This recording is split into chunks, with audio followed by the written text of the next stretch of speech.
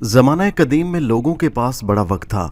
मुर्गे लड़ाते थे, शायरी करते थे, कवालियाँ कराते थे, सुर धनते थे, कभी अपना कभी दूसरों का। बड़े आराम से जंगें लड़ा करते थे, घोड़ों की पीठ पर बैठकर, तलवारों और ढालों से। बस वक्त वक्त की बात है। फुर्सत के लम्हात के ऐसे ही खेल होते हैं। जदीद दौर तो तेज़ रफ्तारी का दौर है। अगर झगड़ा हो जाए तो करीब जाकर पहले दुश्मनों को ललकारने, उसके बाद छुरी चाकू का खेल खेलने के बजाय बस एक कारतूस ज़ाया कर दो और दुश्मन का खात्मा। उससे आगे की बात हो तो दूसरे हथियार मौजूद हैं। बड़े बड़े मुल्कों ने खुद झगड़ा करने के बजाय ये जिम्मेदारी भी कंप्यूटर को सौंप दी है। साइंस आसमान की खबरें लाती है और खला की कहानियाँ ज़मीन तक आ चुकी हैं। असल में हमारा ख़ानदान आलिमों का ख़ानदान रहा है। मैं तो खैर नहीं कहता, लोग कहते हैं कि इस ख़ानदान में बड़े बड़े जय्यद आलम गुजरे हैं, जिनकी दास्तानें सीना बसीना मुंतकिल होती चली आईं। आप तो ये जानते ही हैं कि इल्म व अमल की इस दौर में क्या इज़्ज़त है। पहले हमारे बुज़ुर्ग जो कुछ भी करते हों, उनका तज़किरा करें तो मजाक ही महसूस होगा। तालीम हमारे ख़ानदान में बस मजहबी मालूमात की हद तक रही थी। मुख्तलिफ़ किस्म के अलूम से गुजरती हुई ये नस्ल आखिरकार हमारे वालिद साहब तक पहुँची, क्योंकि आलिमों की तकदीर में दौलत नहीं होती, बल्कि कुदरती तौर पर उन्हें अपनी मेहनत से रोज़ी कमानी होती है, वो भी इतनी कि तन ढक जाए, पेट भर जाए। ये अलग बात है कि माँ बहनें माँ बाप को कोसती रहती हैं कि खुदा गारत करे उन अकल के अंधों को कहाँ बांध दिया, जहाँ पेट भर रोटी और तन भर कपड़ा भी मुश्किल हो, मगर बात वही तकदीर की आ जाती है। मुख्तसर से ख़ानदानी तारफ़ तो आपसे हो चुका, लेकिन इसमें कोई अजीब बात अभी तक नहीं आई। पहली अजीब बात यह थी कि आलिमों के इस ख़ानदान का वो फ़र्द जो मेरा बाप था, मेहनत कश के लिए कोई मुनासिब रास्ता ना पाकर कुछ बंदर पकड़ लाया और उसने उन बंदरों को सुधाकर पेट भरने का बंदोबस्त किया। आप कहेंगे भला इसमें क्या अजीब बात हुई, यानी इल्मियत से बंदरों तक। अजीब बात जो मैं बता रहा हूँ वो ये है कि पता नहीं क्यों हमीदुल्लाह साहब यानी मेरे वालिद साहब को सूजी के अपने बेटे को तालीम दिलवाई जाए। बंदर नचाने वाले हमीदुल्लाह ने बड़ी मुश्किल से अपने बेटे को मैट्रिक करवाया और बस उसके बाद हमारे बस में तालीम ही नहीं थी। गोया मैं दुनियावी इल्म के समुंदर को अबूर कर गया।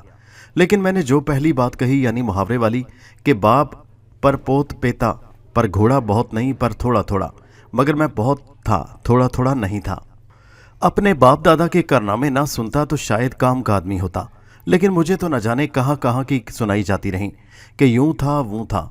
बारात जा रही थी, सारे लोग स्टेशन से ट्रेन में सवार हुए, लेकिन दादा मरहूम उस वक्त नमाज पढ़ने खड़े हो गए जब ट्रेन के रवाना होने का वक्त था और प्लेटफार्म पर नमाज पढ़ते ही रह गए। लेकिन ट्रेन जब 24 घंटे का सफ़र तय करके अपनी मंजिल पर पहुंची तो दादा मरहूम वहां भी नमाज पढ़ते हुए नजर आए और दूसरों ने वहीं उनसे मुलाकात की। ये तो एक वाक़या है। ऐसे हज़ारों वाक़यात जो मेरे खून में शामिल हो गए थे और रात को मैं बिस्तर पर लेटकर अपना जहान सजा लेता। मेरे ख़ानदान की बदकिस्मती थी कि मैंने मैट्रिक कर लिया था, वरना बाकी लोग ऐसे किसी झगड़े में नहीं पड़े थे। चुनाचे एक 10वीं पास की सोच भी मामूली नहीं होती। जदीद तरीन साइंस के साथ साथ मेरे जहन में पुरस्रार अलूम सीखने का जुनून पैदा हो गया था और उसके लिए हमारी बस्ती किसी तरह कम नहीं थी। मस्जिदें भी थी, मंदिर भी थे, जंगल भी थे और वीराने भी, रवायतें भी थीं और मज़ारात भी, मट्टी भी थी, क्या गुलो गुलजार जगह थी। बात छोटी सी बस्ती की नहीं है, मैं कुर्बो जवार की बात भी कर रहा हूँ। पीली पगडंडियाँ अपने अंदर न जाने कैसी कैसी कहानियाँ रखती थी। तालाब के किनारे का सर कटा अपनी अलग दास्तान रखता था और टूटी हवेली में इमली के दरख्त पर, जिन पर रात को बड़ी बड़ी आंखें चमकती थीं और लोग मगरिब होने के बाद से इमली के दरख्तों के नीचे से गुजरना पसंद नहीं करते थे। आप इसे शेखी खोरी ना समझें। मैंने रातों को सोने के बजाय घर की दीवारें फलांग फलांग कर इमली के इन दरख्तों के नीचे कई कई घंटे गुजारे। मगर ये अलग बात थी कि काफ़ी दिन तक वो आंखें मुझे दिखाई ना दी। लेकिन एक रात गड़बड़ हो गई। मैं इमली के एक दरख्त के तने से टेक लगाए बैठा था और बुलंदियों को घूर रहा था कि चिमटा बजने की आवाज़ आई। रात चूँकि काफ़ी हो गई थी और बस्ती के सभी लोग सो चुके थे, इसलिए मुझे हैरत हुई कि ये कौन है। पलट कर देखा तो दुबले पतले बदन का एक अजीब सा आदमी खड़ा था। चिमटा उसके हाथ में था। बड़ी अजीब सी शक्ल थी, पिचके गाल, ढांचा नुमा बदन, सर पर घटी हुई चोटी। मैंने ताज्जुब से कहा, कौन हो भाई? क्यों, अपने बाप की जागीर में बैठा हुआ है क्या? तेजा है हमारा नाम। अरे बदतमीज़ी क्यों कर रहे हो? तुम्हें गाली तो नहीं दी, सिर्फ तुम्हारा नाम पूछा है। इतनी रात गए तू यहाँ क्या कर रहा है? क्यों, क्या ये तुम्हारे बाप की जागीर है? तुम्हारी ममलिकत है? हाँ है। ठीक है, निकाल सकते हो तो निकाल दो मुझे यहाँ से। झगड़ा करेगा मुझसे? अगर तुम मुझसे झगड़ा कर रहे हो तो मैं तुमसे कम नहीं हूँ। बिगाड़ लो मेरा, अगर कुछ बिगाड़ सकते हो तो। वो मुझे बगौर देखता रहा और उसके बाद वहां से चला गया। लेकिन न जाने क्यों उसके जाने के बाद मेरे दिल को एक खौफ का सा एहसास हुआ। यूं लग रहा था जैसे कुछ गड़बड़ हो गई है, लेकिन क्या गड़बड़ थी इसका अंदाजा नहीं था। न जाने वो थी क्या भला। बहरहाल मैंने इस बारे में ज्यादा गौर नहीं किया। घर के लोगों को मेरी इन कोशिशों के बारे में मालूम था और हमीदुल्लाह साहब अक्सर मेरी माँ से कहा करते थे कि ये लड़का कभी न कभी नुकसान पहुंचाएगा। उन्होंने एक बार मुझसे पूछा भी था, 10वीं पास कर ली है तो तूने और कुछ नहीं तो बंदर नचाने का काम ही सीख ले, कुछ तो कमाएगा। कुत्ता न घर का न घाट का, धोबी का कुत्ता बना है, पूरे का पूरा, न जाने कहाँ कहाँ मारा मारा फिरता है। अबे मैं कहता हूँ खाएगा कहाँ से कमाएगा। आखिर सोचा क्या है तूने अपने मुस्तकबिल के बारे में? इतने परेशान क्यों होते हो? मैंने कहा। परेशान होता हूँ अपने बढ़ापे के लिए। औलाद जवान होती है तो इंसान सोचता है कि चलो सहारा होगा, मगर यहाँ तो कुछ भी नहीं। अल्लाह मालिक है, अब अल्लाह ही कोई ना कोई सबील निकालेगा। जवाब मेरे पास इतने थे कि हर एक की जुबान बंद करा सकता था। अब्बा बेचारे ऐसे मौक़ों पर खामोश हो जाया करते। गुस्सा तो ज़्यादा से ज़्यादा बेचारों बंदरों पर उतर जाता। मैं चूँकि माँ का लाडला था, लाड तो अब्बा भी करते थे, लेकिन वो ज़रा मुख्तलिफ किस्म के आदमी थे। बहरहाल मैं सोचता कि कुछ न कुछ होना चाहिए, कोई काम करूं, हो सकता है कोई बात बन जाए। एक लम्हे में इन लोगों के दिल दूर हो जाएं, बस इन्हीं चक्करों में मारा मारा फिरता था। इमली के दरख्त के नीचे जिस सूखे सड़े बूढ़े से झगड़ा हुआ था उसका ख्याल मेरे जहन से निकल गया। ऐसे वाक़यात कभी हो जाते हैं, लेकिन मुझे मालूम नहीं था कि बात कुछ बिगड़ गई है। उस दिन में मैं ऐसे ही दोपहर के वक्त घूमने निकल गया। आज गर्मी कुछ ज़्यादा थी और वीरानों में निकल आने के बाद उसकी शिद्दत कुछ ज़्यादा ही महसूस हो रही थी। मैंने सोचा कि घर वापस लौटना चाहिए, लेकिन थोड़ी देर के बाद मैंने किसी को देखा। न जाने वो कौन था, मुझसे कुछ फासले पर था। मुझे यूं लगा जैसे वो कोई साधु है। उसका ढीला ढाला लिबास तो हाथों में पकड़ी हुई सोटी ऐसी ही लग रही थी। न जाने मेरे दिल में क्या ख्याल आया, मैं तेज तेज कदमों से उसके पास पहुंच गया। साधु की पुश्त मेरी तरफ थी। मैंने उसे आवाज़ दी तो वो रुक गया। मैंने कहा, सुनो बाबा जी, मेरी बात सुनो, कौन हो तुम और दोपहर में कहाँ जा रहे हो? वो मेरी तरफ पलटा और उसकी सूरत देखकर मैं गुम रह गया। ये वही सूखा हुआ बूढ़ा था जो मुझे इमली के दरख्त के नीचे मिला था। उस वक्त उसकी आंखों में नफरत के आसार थे। कहने लगा, बेटा, बड़ी दिनों से तेरी ताक में था मैं, आज तू मेरे हाथ लग ही गया। क्या कहा था तूने उस दिन, याद है? खैर ये तो मुझे याद नहीं कि मैंने उस दिन क्या कहा था, लेकिन मेरा तू बिगाड़ क्या लेगा? इतना मारूंगा कि होश ठिकाने नहीं रहेंगे। मैंने कहा। अच्छा ये बात है, उसने कहा। फिर अचानक ही उसने अपना मुंह मेरी तरफ करके फूंक मार दी। मुझे ऐसा लगा एकदम जैसे मेरे चारों तरफ गर्दो गुबार तारी हो गया हो। कुछ नजर नहीं आ रहा था। मैंने इस गर्दो गुबार से बचने की बहुत कोशिश की, लेकिन मेरे पांव मन मन भर के हो गए। न जाने क्या कैफियत हो गई थी मेरे हलक से आवाज़ तक निकल नहीं पा रही थी और मैं एक अजीबो गरीब परेशानी का शिकार हो गया था। लेकिन आखिरकार ये गर्दो गुबार छटा और फिर उसके बाद जब मैं देखने के काबिल हुआ तो मेरे कुर्बो ज्वार में कुछ नहीं था। लेकिन उस वक्त दिल पर एक खौफ सा तारी हो गया। मैं घर की जानिब चल पड़ा। मुझे यूं लगा जैसे मेरे बदन पर बेपनाह बोझ आ गया हो। बहरहाल घर वापस आने के बाद मैं अपने कमरे में गया और बिस्तर पर लेट गया। न जाने कितनी देर के बाद मुझे नींद आ गई। जब मुझे होश आया तो सूरज निकला हुआ था और मैं शदीद बुखार में मुब्तला था। कुछ समझ में नहीं आ रहा था कि क्या कैफियत है। फिर मैंने कुछ आवाज़ें सुनी और मुझे अंदाज़ा हुआ कि अब्बा डॉक्टर साहब को बुला कर लाए हैं। डॉक्टर साहब मुझसे मेरी तबीयत पूछने लगे। सीने वगैरह का मुआयना किया और नुस्खा लिख दिया।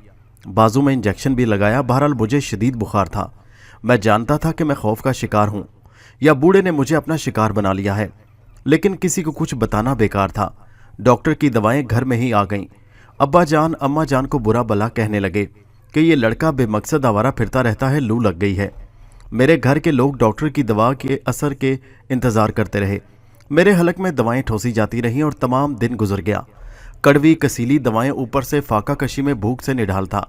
यहाँ तक कि रात हो गई। किसी से खाने के लिए मांगता तो वो डांट देते।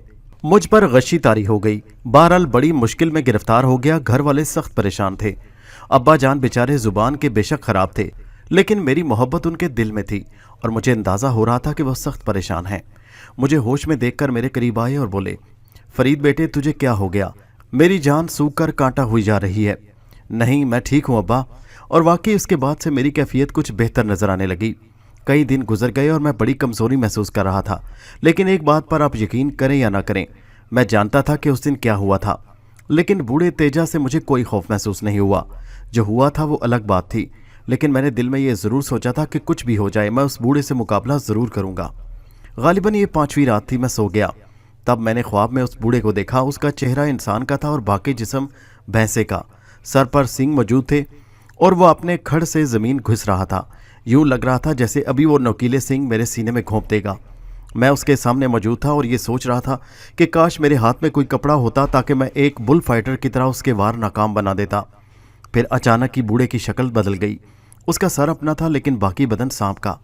सारी रात मैं ऐसे ही भयानक ख्वाब देखता रहा। कई बार मेरी आंख खुली तो मेरे कानों में बिल्लियों के रोने की आवाज़ सुनाई दी। ये रात बड़ी भयानक गुजर रही थी मुझ पर, और चूंकि अच्छी तरह सो नहीं पाया था इसलिए सुबह होने से पहले मेरी आंख लग गई। और फिर मैंने खुद को एक वीरान खंडर में देखा। खंडर की दीवारें शिकस्ता थीं। छत से ईंटें निकल निकल कर गिर रही थीं और मैं उनसे बच रहा था। एक बार तो एक ईंट बिल्कुल मेरे सर के पास से निकली और मैं उछलकर दीवार से जा लगा। लेकिन जैसे ही मैं दीवार से टिका उस दीवार ने अपनी जगह छोड़ दी और एक ज़ोरदार धमाके के साथ मुझे किसी और की चीख सुनाई दी और फिर बहुत सी आवाज़ें आईं। मुझे एकदम एहसास हुआ कि मैं जाग रहा हूँ और जो कुछ मैं देख रहा था वो एक ख्वाब था। मैं अपनी जगह से उठा और बाहर निकल आया। मैंने महसूस किया कि ये आवाज़ें मेरी वालदा के कमरे से उभर रही हैं। मैं फुर्ती से कमरे में दाखिल हुआ जहाँ मेरे घर के अफराद जमा थे और मेरी छोटी बहन सहमी हुई खड़ी थी। मेरा छोटा भाई और माँ भी वहीं मौजूद थे। लेकिन मैंने फर्श पर जो चीज़ देखी उसे देखकर मैं शशदर रह गया। ये 3 काली बिल्लियों की लाशें थीं जिनके सर गायब थे। बिल्लियों की कटी हुई गर्दनों से बहता हुआ खून दूर तक फैला हुआ था। ऐसा लगता था जैसे उन्हें अभी इसी जगह ज़िबा करके उनके सर गायब कर दिए गए हों। वालदा साहिबा का चेहरा पीला पड़ा था और उनकी आंखों में शदीद खौफ के आसार थे। ये क्या है अम्मा? मैंने पूछा। पता नहीं बेटे, अल्लाह ही जानता है। ऐसा लगता है जैसे किसी ने हम पर जादू कराने की कोशिश की हो। मगर सवाल ये पैदा है कि हम तो वैसे ही गरीब लोग हैं, हमारे ऊपर जादू करा के किसी को क्या मिलेगा? हमारी तो किसी से कोई दुश्मनी भी नहीं। मैं बिल्कुल खामोश खड़ा था। बहरहाल वालिद साहब ने हिम्मत की, सर कटी बिल्लियों की लाशों को उठाया और दरवाज़ा खोलकर बाहर फेंक दिया। लेकिन सारे घर वाले खौफजदा हो गए। मैं सब की तरह तरह की बातें सुन रहा था, लेकिन पता नहीं क्यों तेजा के बारे में किसी को कुछ बताना पसंद नहीं किया। वालिद साहब बेचारे बंदरों को साथ लेकर मजदूरी के लिए निकल खड़े हुए, लेकिन आज मैं घर पर ही था। वैसे भी बदन में कमज़ोरी सी हो गई थी और दिल बाहर जाने को नहीं चाह रहा था। वालिद साहब थोड़े बहुत पैसे कमाकर खाने पीने की चीज़ें लेकर वापस आ गए, लेकिन घर की फ़िज़ा पर एक ख़ास सी अजीब सी कैफियत तारी थी। उल्टा सीधा खाना खाकर जब सब सोने के लिए लेट गए तो मैं भी कमरे में चला आया। कमरे में दाखिल होकर दरवाजे को मैंने अंदर से बंद कर लिया, खिड़कियां भी बंद करके चटखनी चढ़ा दी। हालांकि इस कमरे में घुटन पैदा हो गई थी, लेकिन ना जाने क्यों मेरे असाब पर थोड़ा सा खौफ सवार था। बिस्तर पर लेटने से पहले मैंने अपना तकिया उठाया तो बुरी तरह उछल पड़ा। तकिए के नीचे एक स्याह रंग की छिपकली बैठी हुई थी। बेहद भयानक और मकरू शक्ल की छिपकली थी। हालांकि हमारे इस टूटे मकान में अक्सर दीवारों पर छिपकलियां नजर आ जाती थीं, लेकिन इस कदर खौफनाक छिपकली मैंने पहले कभी नहीं देखी थी। तकिया हटाते ही छिपकली दौड़कर पलंग के नीचे घुस गई। अब मैं इस कदर दलेर भी नहीं था कि ऐसे ही पलंग पर आराम से लेट जाऊं। मैंने पूरा बिस्तर देखा, पलंग उलट कर देखा, मगर छिपकली का कहीं कुछ पता नहीं था। मैं परेशानी से सोचने लगा, अब क्या करूं, यहाँ से कहाँ जाऊं? छिपकली तो कमरे में मौजूद है, लेकिन वो इधर तकिए के नीचे क्यों छुपी थी? मैंने सुन रखा था कि छिपकली बहुत जहरीली होती है। क्या वो मुझे काटना चाहती थी? आखिर मैंने कमरे में ना सोने का फैसला किया, बिस्तर उठाकर बाहर निकल आया। बाहर का मौसम बड़ा सुहाना था। मेरे दिल में आया कि छत पर जाकर सो जाऊं। चुनाचे मैं दरी और चादर लेकर छत पर पहुंच गया। छत पक्की थी और साफ सुथरी हुआ करती थी। मैंने दरी बिछाई और तकिया रखकर लेट गया। पूरे चांद की रोशनी फैली थी। मैं जहन से खौफ को झटकने के लिए चांद को घूरने लगा। तेजा बार बार मेरे जहन में आ रहा था। कमबख्त न जाने क्या बला थी। इतना तो मुझे यकीन हो चुका था कि यह सारा किया धरा तेजे का ही था। पता नहीं ये मुसीबत क्यों मेरे गले पड़ गई। मैं बहुत देर तक सोचता रहा, तेजा से मुकाबला करने के लिए मुझे क्या करना चाहिए। सच बात यह है कि जो हालात यक्के बाद दीगरे पेश आ रहे थे वो बेहद खौफनाक थे, लेकिन मैं भी ज़रा मुख्तलिफ किस्म का आदमी था। मेरे अंदर खौफ के बजाय ये एहसास हुआ कि ये बात मालूम करूं कि ये सारा किस्सा क्या है और ये हो क्या रहा है। कहीं दूर से ढोल बजने की आवाज़ें सुनाई दे रही थी। गालिबन किसी के घर में शादी थी। बाकी चारों तरफ सन्नाटा तारी था। मैं दिल ही दिल में बूढ़े खबीस को गालियां देने लगा। फिर मैंने कहा कि देखूं बेटा तेजा, तू मुझे कितना परेशान करता है। ये तो अच्छी बात है कि तूने मुझे एक रास्ते पर लगा दिया। अब मैं गौर करूंगा कि अगर ऐसी सूरत हाल किसी को पेश आ जाती तो उसे क्या करना चाहिए। आखिरकार मैंने सर पर चादर ओढ़ ली और सोने की कोशिश करने लगा। आंखों में गनुदगी आ गई। गालिबन कहीं दूर से घड़ी के 2 घंटे बजने थे। ना जाने क्यों मेरी आंख खुल गई और एक लम्हे के लिए मैं फिजा में फैले हुए सन्नाटे पर गौर करने लगा। लेकिन अचानक ही मुझे आहट सुनाई दी और मैं पूरी तरह होशियार हो गया। मुझे यूं लगा जैसे कोई छत पर चल रहा हो। मैंने चेहरे पर चादर ओढ़ी थी, लेकिन उस वक्त तो नींद की कैफियत थी और आने वाला बिल्कुल ही करीब आ जाए तो देखूं कि किस्सा क्या है। बिल्कुल जैसे ही कदमों की चाप बिल्कुल मेरे करीब आ पहुंची, मैंने ज़ोर से चादर उतार फेंकी और उछलकर खड़ा हो गया। लेकिन उसके साथ ही मैंने एक भयानक चीख सुनी थी और फिर मज़ीद कई चीखें एक साथ गूंजी। मैंने अपने करीब एक इंसानी जिस्म को महसूस किया जो चीख रहा था, लेकिन फिर नीचे से भी चीखों की आवाज़ें सुनाई दी। गालिबन ये चीखें सुनकर नीचे वालिदैन की भी आंख खुल गई थी और चूंकि वो सोते जागे थे इसलिए अपने जहन पर काबू ही न रख सके। फिर सीढ़ियों पर कदमों की आवाज़ें सुनाई दी। सबसे आगे आने वाले मेरे वालिद साहब थे, जिनके हाथ में एक लकड़ी थी और दूसरे हाथ में टॉर्च। उन्होंने टॉर्च की रोशनी पहले मुझ पर, उसके बाद उस साए पर डाली जो मेरे करीब खड़ा था, और अब मैंने भी उस साए को देखा। ये मेरा बड़ा भाई नईम था और नईम ही चीखा था। वालिद साहब उससे सूरत हाल मालूम करने लगे तो नईम ने कहा, अब्बा जान, मैं बाथरूम जाने के लिए उठा था, मुझे छत पर हलचल सी महसूस हुई। मुझे यूं लगा जैसे ऊपर कोई मौजूद है। पहले तो मुझे डर लगा, फिर मैंने सोचा कि कोई चोर वगैरह ना हो। हिम्मत करके मैं उठा और छत पर आ गया। यहाँ मैंने किसी को चादर ओढ़कर सोते हुए देखा। मुझे नहीं मालूम था कि ये भाईजान है। अचानक ही भाईजान चादर फेंक कर खड़े हो गए और मेरे हलक से डर की वजह से चीख निकल गई, तुम्हारी ऐसी तैसी रातों को भी सोने नहीं देते। कमाल की मुसीबत है भाई, बड़ी मुसीबत आ गई थी, ये तो पता नहीं क्या हो रहा है। फिर सब लोग नीचे चले गए। वालिदा जिद करके मुझे भी नीचे ले गई और उन्होंने कहा कि अगर मैं अपने कमरे में ना सोना चाहूँ तो उनके कमरे में सो जाऊँ। खैर उस वक्त तो मैंने उनकी बात मान ली, लेकिन दूसरे दिन मैंने साफ कह दिया कि मुझे कमरे में घुटन महसूस होती है, इसलिए मैं छत पर सोना चाहता हूँ। वालिद साहब ने कहा नईम भी छत पर सो जाएगा, लेकिन नईम उसके लिए तैयार नहीं था। उस रात भी मैं पिछली रात की तरह छत पर पहुँच गया। असल में सबसे बड़ी बात यह थी कि मुझ पर खौफ और दहशत का गलबा नहीं था। बस जैसा कि आपको पहले बता चुका हूँ कि शुरू से ही पुरस्रार अलूम जानने से दिलचस्पी हो गई थी, और तेजा का मामला भी ऐसा ही था। बुखार तो बस ऐसे ही आ गया, उसमें खौफ का कोई उनसर नहीं था। घर वाले बेशक डर रहे थे, लेकिन मैं खौफजदा नहीं था। बहरहाल कल की तरह आज भी मेरे जहन में यह तस्वुर मौजूद था कि शायद कोई गड़बड़ हो जाए, लेकिन बहुत देर इंतज़ार के बाद भी कोई ऐसा अमल न हुआ तो मैं गहरी नींद सो गया। अलबत्ता मुझे सोए हुए ज़्यादा देर नहीं गुजरी थी कि एक बार फिर मुझे अपने बिल्कुल सिरहाने कदमों की चाप सुनाई दी।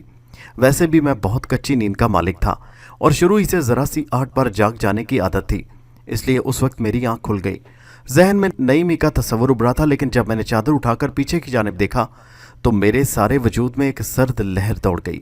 वो एक लंबा बेसर का इंसान था जिसका जिस्म खासा काले रंग का था। उसने एक थोड़ा सा कपड़ा अपने निचले जिस्म पर लपेटा था। मोटे मोटे मजबूत हाथ पांव का मालिक था, लेकिन उसकी गर्दन कटी हुई थी और खून की धारें उस कटी हुई गर्दन से उसके बर्दन पर से बह रही थी। मैं दहशतज़दा अंदाज में करवट बदलकर उससे दूर हट गया तो मुझे एक आवाज़ सुनाई दी, तेजा से झगड़ा मोल लेकर तूने अपने लिए जो मुसीबत मोल ली है उसका पहला तोहफा ले। तू जानता नहीं तेजा महाराज कौन है, वो तुझे पाताल में भी नहीं छोड़ेंगे। अभी तो उनसे बदतमीज़ी का मज़ा चख, बाद में अगर कभी उनके मन में आई तो वो तुझे माफ़ कर देंगे। ले पकड़। उसने कुछ कहा और कोई चीज़ मेरे ऊपर फेंक दी। मैंने चांद की मध्यम रोशनी में एक कटे हुए इंसानी सर को देखा जिससे खून धारों की शक्ल में उबल रहा था। दूसरे ही लम्हे मैंने सीढ़ियों की जानिब छलांग लगा दी और मेरा तवाज़ुन बरकरार न रह सका और मैं बुरी तरह नीचे गिर पड़ा और मेरे गिरने की ज़ोरदार आवाज़ सब ने सुन ली थी। हमीदुल्लाह साहब, नईम, वालिदा, बहन सब लोग कमरों से निकल भागे और मुझसे सूरत हाल मालूम करने लगे। एक लम्हे तक तो मैं ज़रा बदहवास रहा, फिर मैंने ऊपर की जानिब इशारा किया और कहा, वहाँ एक इंसान का सर पड़ा हुआ है। क्या? वालिद साहब के हलक से एक दहशत भरी आवाज़ निकली। जी, इंसानी सर। मेरा पूरा बिस्तर खून से सुर्ख हो रहा है। बहरहाल सब के सब दहशतज़दा हो गए। वालिद साहब नईम को लेकर ऊपर गए, गालिबन ये अंदाज़ा लगाने के लिए कि जो कुछ मैंने कहा वो सच है। अभी वो ऊपर से उतरे भी नहीं थे कि अचानक ही पड़ोस के किसी घर से चीखने की आवाज़ें भी सुनाई दे रही थीं। सब लोग परेशान हो गए। वालिद साहब ऊपर से नीचे उतरे तो उनका बदन कांप रहा था। वो खौफजदा होकर बोले, वाकई ऊपर तो बड़ा खून खराबा हुआ है। ये तुमने क्या किया फरीद? वो सर तो महताब का है। महताब हमारे घर से तीसरे घर में रह रहा था। जवान आदमी था, मोहल्ले में थोड़ी बहुत गुंडागर्दी करता रहता था, जिसकी वजह से लोग उसे ज़्यादा मुंह नहीं लगाते थे। एक बार मुझसे भी झगड़ा हुआ था उसका, और फिर चंद ही लम्हों के बाद अचानक हमारे घर के दरवाजे पर ज़ोर ज़ोर से दस्तक की आवाज़ सुनाई दी और वालिद साहब भी दरवाजे पर पहुंच गए। बाहर बहुत से लोग खड़े हुए थे और उनके हाथ में टार्चें दबी हुई थीं। टार्चों की रोशनी उन्होंने दरवाजे से अंदर डाली और कहा, یہ دیکھو، یہ ہیں خون کے نشانات، اسی گھر کی طرف آتے ہیں، اب اندر کی طرف گئے ہیں، ان میں سے کسی نے کہا، اور لوگ والد صاحب اور دوسرے لوگوں کو دھکا دیتے ہوئے اندر گھس آئے۔ وہ بہت پرجوش تھے۔ مہتاب کا چچا سب سے آگے آگے تھا، وہ پہلوانی کرتا تھا اور محلے میں اس کی بڑی دھاک بیٹھی ہوئی تھی۔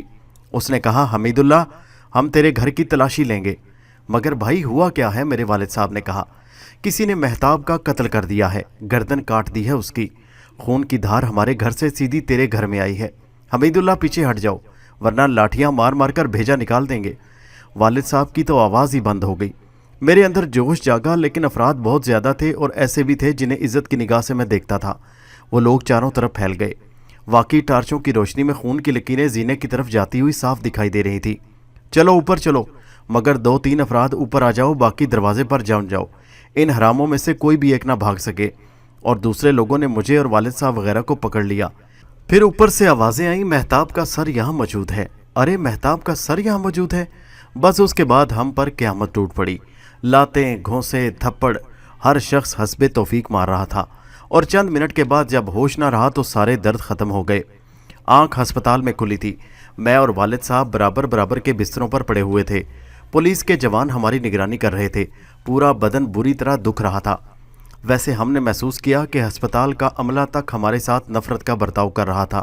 بہرحال ہوش آ گیا، اور اس کے بعد پولیس کے چکر میں پڑ گئے۔ ایک پولیس آفیسر نے سوال کیا، کیا تمہارے گھر کا کوئی فرد سفلی عمل کرتا ہے؟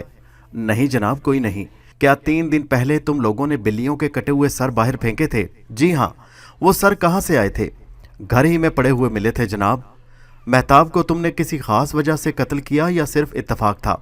ویسے سنا ہے کہ اس سے تمہارا جھگڑا بھی ہو چکا ہے۔ دیکھیں جناب، پہلی بات تو یہ ہے کہ نہ ہمارے گھر میں کوئی سفلی علم کرتا ہے اور نہ مہتاب سے کوئی جھگڑا ہوا ہے۔ ہاں، اس میں کوئی شک نہیں کہ یہ سر میرے گھر پر ہی ملا ہے، میں اس سے انکار نہیں کر سکتا۔ بہرحال آپ دیکھ لیجئے، اگر مجھ پر فرد جرم عائد ہوتی ہے تو میں انکار نہیں کروں گا۔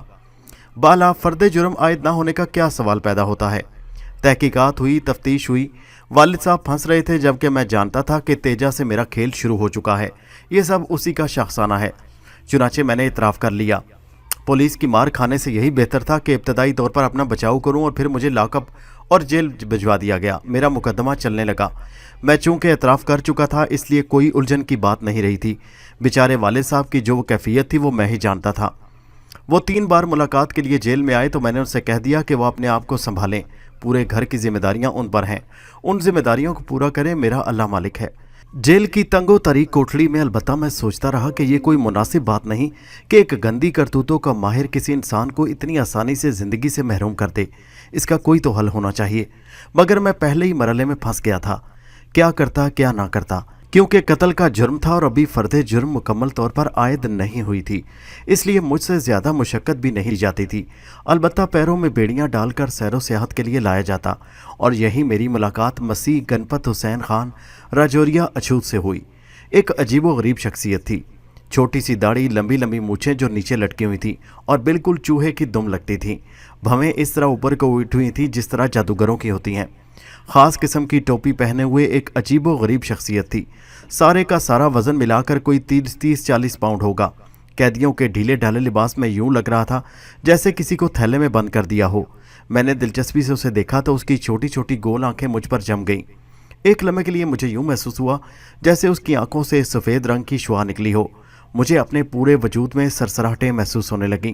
یہ ایک انتہائی حیران کن بات تھی جو میری سمجھ میں نہ آ سکی۔ چند لمحے مجھے اپنے دل و دماغ میں سرسراہٹ محسوس ہوتی رہی۔ اس کے بعد یہ سلسلہ منقطع ہو گیا اور وہ بزرگ شخصیت میرے پاس پہنچ گئی۔ آ جا، اس نے اس طرح کہا جیسے بلی یا کبوتر کو بلاتے ہیں، اور پھر ایک جانب بڑھ گیا۔ جیل کے محافظ سیر کرنے قیدیوں پر تعینات تھے۔ اصولی طور پر مجھے یہاں سے نہیں ہٹنا چاہیے تھا، کیونکہ ڈسپلن کی خلاف ورزی کرنے والوں کی مرمت میں دیکھ چکا تھا۔ بے شک مجھ پر ابھی فرد جرم عائد نہیں ہوئی تھی، لیکن جیل ریمانڈ پر تھا اور جیل کے قواعد کسی طرح توڑے نہیں جا سکتے تھے۔ لیکن نہ جانے وہ کون سی قوت تھی جس کی بنا پر میں دوسرے قیدیوں کی صف سے نکلا اور اس عجیب و غریب شخصیت کے پیچھے چل پڑا۔ کافی فاصلے پر سیمنٹ کے بڑے بڑے پائپ پڑے ہوئے تھے۔ غالباً کہیں سیوریج ڈالی جا رہی تھی۔ وہ آگے بڑھ کر ایک پائپ میں داخل ہو گیا اور پھر تھوڑا سا منہ نکال کر مجھ سے بولا، ابھی آ بھی جا بوتنی کے، ٹانگیں تڑوانی ہے کیا؟ جلدی سے اندر آ جا۔ میں گڑپ سے اندر داخل ہو گیا۔ بیٹھ جا، نام بتاؤ، اس نے کہا۔ فرید اللہ نام ہے میرا۔ اچھا، میرا نام مسیح گنپت حسین خان راجوریہ اچھوت۔ کیا نام ہے میرا؟ کیا؟ میری آنکھیں حیرت سے پھیل گئیں۔ مسیح، گنپت، حسین خان راجوریا، اچھوت، یہ کیا نام ہوا؟ اچھا سوال کیا۔ مسیح سمجھتا ہے نا عیسائی، گنپت ہندو، حسین خان مسلمان اور راجوریا پنڈت اونچی ذات کا، اور اچھوتوں کا تو تمہیں پتہ ہی ہے، بیچارے زندگی سے محروم، آج تک دوسروں کی جوتیوں میں زندگی بسر کرتے ہیں۔ بات اصل میں یہ ہے کہ انسان اپنے آپ کو انسان نہیں کہتا، کہیں وہ عیسائی ہوتا ہے، کہیں ہندو، کہیں مسلمان، کہیں اونچی ذات، کہیں نیچی ذات، انسان کوئی نہیں کہتا اپنے آپ کو۔ ارے بابا، انسان کی بھی تو اپنی ایک ذات ہوتی ہے، سارے جھگڑوں سے الگ، سارے معاملات سے بالکل مختلف۔ پتہ نہیں کیسے ہیں لوگ فضول باتیں زیادہ کرتے ہیں، کام کی باتیں کم۔ ہاں، کیا قصہ ہے؟ کس چکر میں پھنسا ہے تو؟ جانے من آدمی دلچسپ ہو، تمہیں کس نام سے پکاروں اتنے سارے ناموں کے بعد؟ پروفیسر، صرف پروفیسر، اس نے جواب دیا، اور میں اس کے چہرے سے جھلکنے والے تاثرات پر غور کرنے لگا۔ اس کے حلیے پر پروفیسر نام کسی طرح نہیں جچتا تھا، لیکن بہرحال شخصیت واقعی دلچسپ تھی۔ میں نے کہا، پروفیسر، میرا تعلق ایک علمی گھرانے سے ہے، اور ہم اس ذات کی اونچ نیچ میں کوئی فرق نہیں سمجھتے۔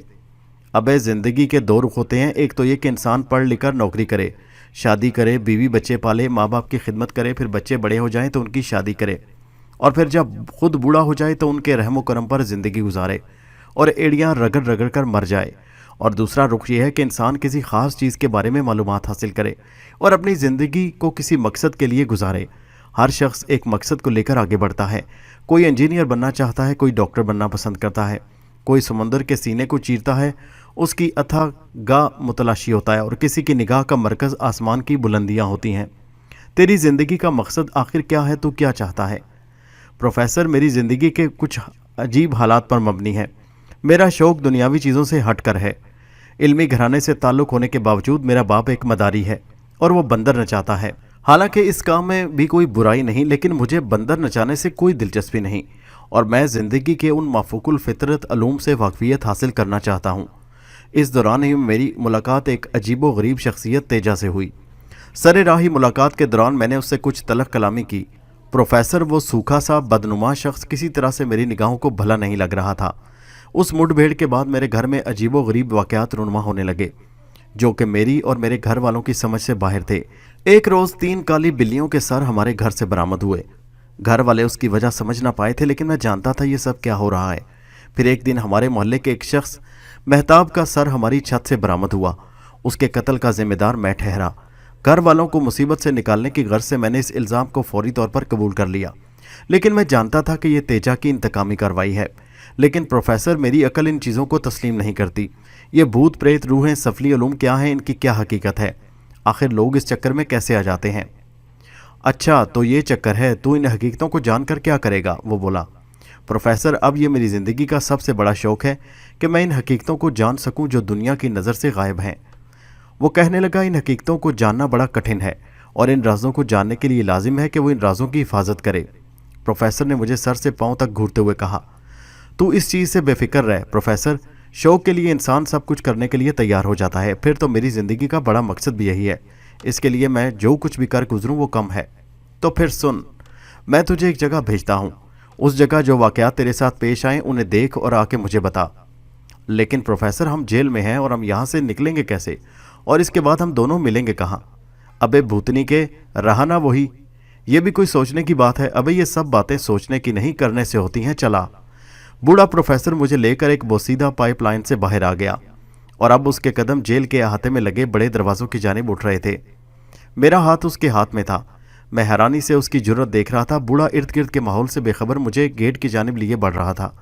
گیٹ پر موجود پہرے دار آپس میں محو گفتگو تھے، اور پروفیسر ان کی نگاہوں سے گزرتے ہوئے گیٹ سے باہر نکل آئے۔ یوں باہر نکل آنے پر میری حیرت کی انتہا نہ رہی۔ اس کا مطلب تھا کہ پروفیسر بہت اونچی چیز تھا۔ اس کے حلویے سے اس کی صلاحیتوں کا اندازہ لگانا بے حد بے وقوفی تھی۔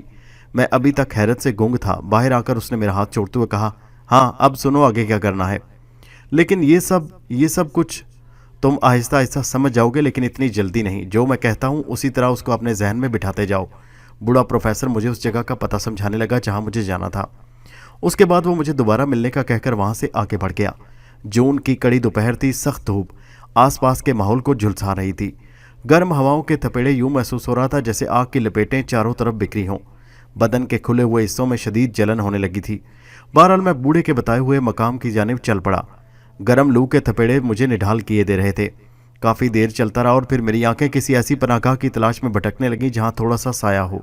ये जेल शहर से काफ़ी दूर एक सुनसान और वीरान इलाके में थी। मुझे यकीन था कि अगर थोड़ी देर तक और चलता रहा तो किसी हादसे का शिकार हो जाऊंगा। मुमकिन है लू लग जाए और मेरा बदन इस शदीद गर्मी को बर्दाश्त न कर सके। ज़्यादा दूर नहीं चला हूँगा कि बाएं सिमत कुछ स्याह धब्बे नजर आए। गालिबन दरख्त थे। फासला 2-2.5 फरलांग से ज़्यादा ना होगा।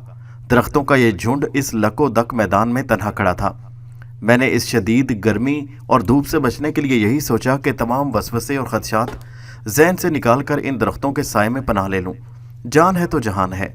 धूप ढल जाएगी तो अपनी मंजिल पर पहुँचने की कोशिश करूँगा। चुनाचे खुदा का नाम लेकर ऊंचे नीचे नाहमवार रास्तों को तय करता रहा। दरख्तों के उस झुंड की तरफ चल पड़ा। रास्ते में खारदार झाड़ियाँ बिखरी हुई थीं और बाज़ जगह दरख्तों के उस झुंड तक पहुंचने का रास्ता ही बंद हो गया था। लेकिन मैंने हिम्मत न हारी। जहां से भी जगह मिली वहां से गुजरता हुआ आगे बढ़ने लगा। दिल में बहुत से खौफ और खदशात भी थे।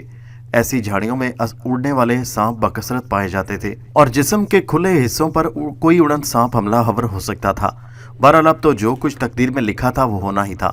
मैं इन खारदार झाड़ियों के दरमियान में से होता हुआ उन दरख्तों के झुंड के नज़दीक पहुंच गया और फिर ये देखकर मेरे दिल में मुसरत की लहरें बेदार होने लगीं कि दरख्तों का ये झुंड तन्हा ही नहीं था, बल्कि उनके दरमियान कदीम लखनवी ईंटों की बनी हुई एक इमारत खड़ी थी। ऐसी चंद इमारतों को मैं पहले भी देख चुका था। ये अंग्रेज़ों के दौर की इमारतें थीं। गालिबन गेस्ट हाउस टाइप की इमारत थी। इससे पहले मैंने ना कभी इसके बारे में सुना था, ना ही कभी इसे देखा था। दूर से ये इमारत छोटी दिखाई दे रही थी, लेकिन करीब पहुंचने पर पता चला कि इमारत खासी बड़ी है। उसके बुलंद दरवाजे पर कुछ लिखा हुआ था जिसे मैं बावजूद कोशिश के पढ़ ना सका। ऊंचे ऊंचे दरख्तों के इस ज़बरदस्त झुंड ने इस इमारत को अपने हल्के में ले रखा था। इमारत की इतराफ में अजीब सा सन्नाटा छाया हुआ था। उसके बेशुमार हिस्से टूटे फूटे हुए थे, लेकिन फिर भी वो कुछ इस तरह महफूज थे कि उनमें आसानी से क़याम किया जा सकता था। पता नहीं इस इमारत में कोई मौजूद भी है या नहीं। बहरहाल मैं इमारत के करीब पहुंच गया। यहाँ खासी ठंडक थी। कम अज़ कम इस गर्मी में दरख्तों के नीचे भी इतनी ठंड का तस्वर नहीं किया जा सकता था। दरवाज़ा अंदर से बंद था। मैंने ज़ोर ज़ोर से दरवाजे पर दस्तक दी और चंद लम्हे इंतज़ार किया कि शायद दरवाज़ा खुले, लेकिन कोई जवाब न मिला। मैंने कई मरतबा ज़ोर ज़ोर से दरवाज़ा खटखटाया, लेकिन जवाब न मिला। इसका मतलब था कि इमारत में कोई मौजूद नहीं है। मैं इसके अलावा कुछ नहीं कर सकता था कि या तो किसी दरख्त के नीचे ही आराम करूं या फिर उस दरवाजे को खोलने की कोशिश करूं। पता नहीं यहाँ कोई मौजूद था भी या नहीं, लेकिन अभी मैं दरवाजे के पास से पलटा भी नहीं था कि दफतन मेरे कानों में एक ऐसी आवाज़ आई जैसे मकान के अंदर कोई हरकत हुई हो। फिर दाएं जानिब की ऊंची खिड़की के पट हल्की सी चरचराहट के साथ खुले। गालिबन किसी ने खिड़की खोलकर मुझे देखा और उसके बाद खिड़की बंद हो गई। देखने वाला अब यकीनन दरवाजे की तरफ आ रहा होगा। मैं दरवाजे के पास खड़ा रहा। अंदर फिर किसी के हौले हौले चलने की आवाज़ कानों में आई। ये आवाज़ पैरों में पहनने वाले भारी स्लीपरों के फर्श पर घिसटने की आवाज़ से मिलती जुलती थी। फिर मैंने दरवाजे की आहनी जंजीर के खुलने की खड़खड़ाहट सुनी और लकड़ी का बना हुआ मजबूत दरवाज़ा आहिस्ता आहिस्ता खुलने लगा। दरवाज़ा खुला और मुझे अपने सामने एक आदमी खड़ा दिखाई दिया, लेकिन उसे देखकर मेरे बदन में खौफ से एक झुरझुरी दौड़ गई। मुझे यूं महसूस हुआ जैसे मेरी रीढ़ की हड्डी पर किसी ने सर्द उंगली रख दी हो। वो एक पिस्ता कामत और छोटे शानों वाला मजबूत बदन का आदमी था, जिसका गोल चेहरा बड़ा ही अजीब लग रहा था। खोपड़ी बिल्कुल गंजी थी। गर्दन से लेकर टखनों तक उसने स्याह रंग का मोटे कपड़े का चोगा पहन रखा था। लेकिन इन तमाम बातों के अलावा जिस बात ने मेरे हवास पर लर्जा तारी कर दिया वो ये कि उस शख्स के चेहरे पर ना तो भवें थी ना आंखें। उस अजीबोगरीब शख्स की पुश्त पर मैंने एक औरत का देखा। दराज कामत और खूबसूरत थी। मर्द जितना बदसूरत था, औरत उतनी ही हसीन और दिलकश थी। सडोल बदन की मालिक की औरत भी उस मकामी लिबास में नहीं थी, बल्कि उसके बदन पर भी काले कपड़े का एक चोगा मौजूद था। लेकिन उस काले चोगे में उसका चेहरा 14वीं के चांद की तरह चमक रहा था। लेकिन उस खूबसूरत और दिलकश चेहरे पर भी कोई ऐसी बात थी जिसे देखकर मेरे दिल में खौफ के जज्बात बेदार हुए बगैर न रह सके। उसके चेहरे पर एक अजीब सी सफाकी थी। होंठों पर फैली हुई मुस्कुराहट से यूं लगता जैसे वो अभी कोई ऐसी बात सोच रही हो जो बहुत खौफनाक हो। वो मुझे टिकटिकी बांधे देख रही थी। मैं उसकी आंखों से आंखें नहीं मिला सका और मैंने फौरन उस पर से निगाहें हटा ली। उन दोनों का जायजा लेने में मुझे 1 मिनट से ज्यादा नहीं लगा था। मैंने रुक रुक कर उन्हें अपना हाल सुनाया और सिर्फ थोड़ी देर के लिए मकान में पनाह लेने की दरख्वास्त की। वो दोनों खामोशी से मेरी बात सुनते रहे। फिर हसीन औरत ने झुक कर मर्द के कान में कुछ कहा और मर्द भारी आवाज में बोला, अंदर आ जाओ। वो दरवाजे के पास से हट गया और मैं खौफजदा होने के बावजूद बेख्तियार दरवाजे की दहलीज पार करके अंदर पहुंच गया। अगरचे मैं उस मकान की हैयत और उसमें रहने वाले दो पुरस्रार अफराद की शक्लो सूरत, लिबास और अंदाज़े गुफ्तगू से किसी कदर सरासिमिया हो गया, ताहम अब मेरे लिए मकान में दाखिल होने के अलावा और कोई चारा नहीं था। दूसरी सूरत यह थी कि मैं खुद को शदीद धूप और लू के थपेड़ों में छोड़ देता और यूं ही कहीं मेरी लाश पड़ी पाई जाती। बहरहाल मुझे नहीं मालूम कि मर्द कहाँ चला गया, अलबत्ता औरत ने मुझे अपने पीछे पीछे आने का इशारा किया और मकान की पहली मंजिल के कमरे में ले गई। मैंने महसूस किया कि चलते वक्त उसके पैरों में हल्की सी आहट भी पैदा नहीं हुई थी। वो मुझे जिस कमरे में ले गई वो शायद ख्वाबगाह के तौर पर इस्तेमाल होता था, क्योंकि मैंने एक ही नज़र में देख लिया था कि कमरे के एक गोशे में नहायत आरामदेह बिस्तर मौजूद है और वो मसहरी जिस पर बिस्तर बिछा हुआ था फर्श से बेहद ऊंची थी और इतनी बड़ी थी कि उस पर 4-5 आदमी बैक वक्त सो सकते थे। औरत कमरे में दाखिल नहीं हुई बल्कि दरवाजे पर ही रुक गई। उसके लबों पर एक पुरस्रार मुस्कुराहट थी। फिर उसने गर्दन के इशारे से मुझे रुखसती सलाम किया और वापसी के लिए मुड़ गई। फिर उसने दरवाज़ा शायद बाहर से बंद कर दिया था। शदीद थकन के बायस मेरा सारा बदन बुरी तरह टूट रहा था और मेरे सारे कपड़े खाक और धूल में अट गए थे। मैंने सोचा कि काश इस वक्त थोड़ा सा ठंडा पानी मिल जाता तो क्या ही अच्छा होता, लेकिन मकान में दाखिल होने के बाद मकीनों को ज़्यादा तकलीफ देना मुनासिब नहीं। मैं मसहरी की तरफ बढ़ गया, जूते उतारे और उसके ऊपर बैठकर गहरी गहरी सांसें लेने लगा। अब तक के वाक़यात इंतहाई सनसनीखेज थे। ये दोनों यानी बग़ैर आंखों वाला मर्द और ये हसीन औरत इस वीरान मकान में क्या कर रहे थे? ये दोनों मुझे इस दुनिया की मखलूक ही नहीं मालूम होते थे। कहीं बदरूहों के चक्कर में तो नहीं फंस गया मैं? मेरे बदन में झुरझुरी सी दौड़ गई। उन दोनों का अंदाज ही कुछ ऐसा था। वीरान इलाके का ये मकान दरख्तों के ऐन झुंड में घिरा हुआ था। अंग्रेज़ों के ज़माने की कोई यादगार इमारत थी, लेकिन क्या थी मुझे इस सिलसिले में कुछ नहीं मालूम था। थक कर मैं बिस्तर पर लेट गया। बिस्तर पर लेटते ही एक बार फिर दिल में ख्वाहिश पैदा हुई कि काश गुस्ल करने का कोई बंदोबस्त यहाँ होता। वैसे कुछ ना कुछ होगा ज़रूर, अगर तलाश कर लिया जाए तो क्या हर्ज है। इस ख्याल से मैंने कमरे के चारों तरफ निगाह दौड़ाई।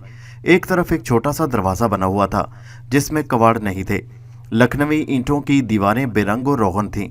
कभी किसी ज़माने में इन पर रोगन हुआ होगा। अब तो जगह जगह से प्लस्तर उखड़ गया था और बदनुमा ईंटें बाहर झांक रही थी।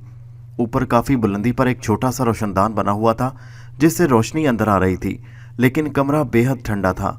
मैं उठकर दरवाजे की जानिब चल पड़ा। दरवाजे पर अंधेरा था, पता नहीं उसके इख्तिताम पर क्या था। मैं इसी अंधेरे में आगे बढ़कर चंद कदम पहुंचा तो मेरे हाथ किसी कवाट से टकराए।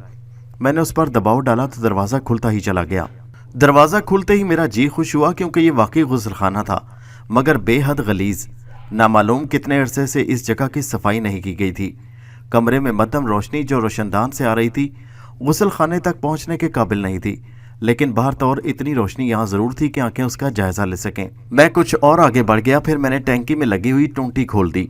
निहायत मध्यम सी रोशनी में मैंने देखा कि टूंटी में से पानी की पतली धार निकलकर गुस्ल खाने के फर्श पर गिरने लगी, मगर ये पानी खुला और स्याह रंग का पानी था जिसमें से रंग की बू आ रही थी। फिर पानी की टैंकी और लोहे के पाइप में से खरर खरर की आवाज़ें निकलने लगीं। मुझे अंदाज़ा हो गया कि लोहे की ये टैंकी तवील अरसे से इस्तेमाल नहीं की गई। पहले तो मैंने सोचा कि गलीज़ पानी से नहाने का तो सवाल पैदा नहीं होता, लेकिन फिर मैंने ये सोचा कि कम से कम हाथ पाँव ही साफ़ कर लूँ कि बेहद गर्द आलूद हो चुके हैं। अब अपने दिल से इस मकान की वीरानी और बदरूहों का सारा खौफ निकाल दिया था। चुनाचे मैं पानी के नीचे आ गया। मैं गलीज़ और बदबूदार पानी से हाथ नहीं धो सकता था, इसलिए मैंने अपने पैर आगे बढ़ा दिए और पानी की पतली धार मेरे पैरों पर गिरने लगी, मगर दफतन मेरा सांस जहां था वहीं रुक गया। खुदा की पनाह, ये क्या चीज़ थी जो मेरे बदन से चिपक रही थी? मैंने गौर से अपने पैरों को देखा और फिर मेरे मुंह से हल्की सी चीख निकल गई और मैं उछलकर गुस्लखाने के दरवाजे से बाहर आ गया। बाहर आकर ज़मीन पर गिरा और फिर बमुश्किल तमाम उठकर अपनी मसहरी तक पहुंच गया। मेरा दिल बुरी तरह धक धक कर रहा था। नल की टूंटी में से खून की धार इतनी हैरत अंगेज वाक़या था कि इंसान का दिल दहल कर रह जाए।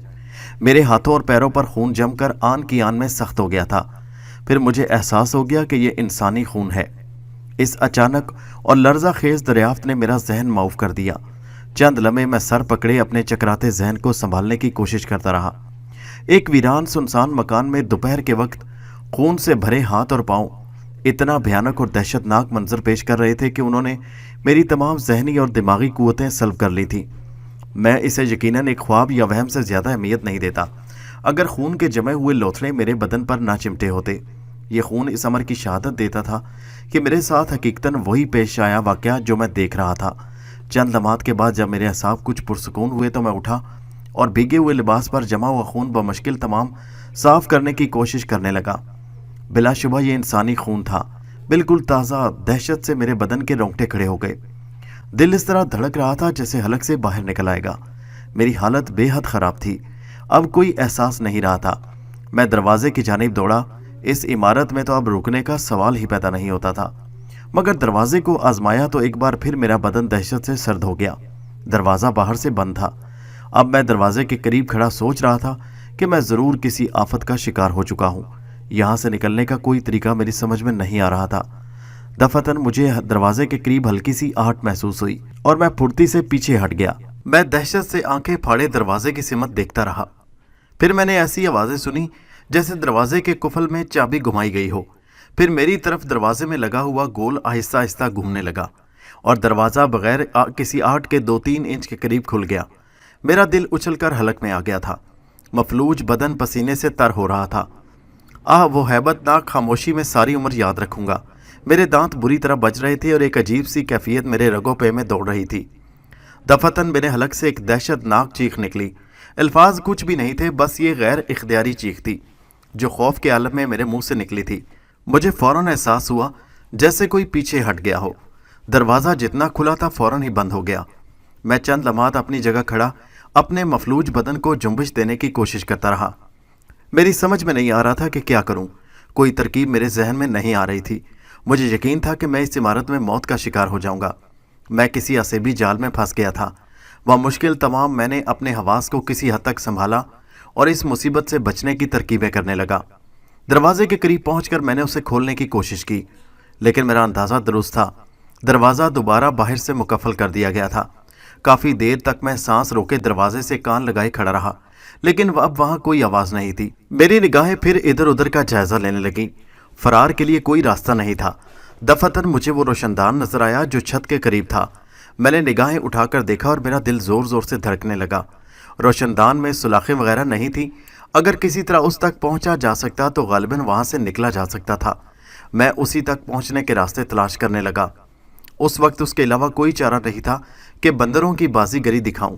کافی دیر میں سوچتا رہا، پھر میں نے بستر کی طرف دیکھا جس پر چادر وغیرہ بچھی ہوئی تھی۔ صرف یہی ایک ترکیب تھی۔ میں نے چادر اٹھائی اور اس کی مضبوطی کا اندازہ کرنے کے بعد اسی کے تقریباً 8 انچ کے چوڑے ٹکڑے کرنے کے بعد میں نے ان تمام ٹکڑوں کو آپس میں گرہیں لگانا شروع کر دیں۔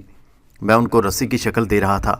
اس کام سے فارغ ہونے کے بعد میں ایسی چیز تلاش کرنے لگا جس سے میں روشن دان تک پہنچ سکوں۔ کوئی ترکیب سمجھ میں نہ آئی تو میں ایک بار پھر غسل خانے کے نزدیک پہنچ گیا۔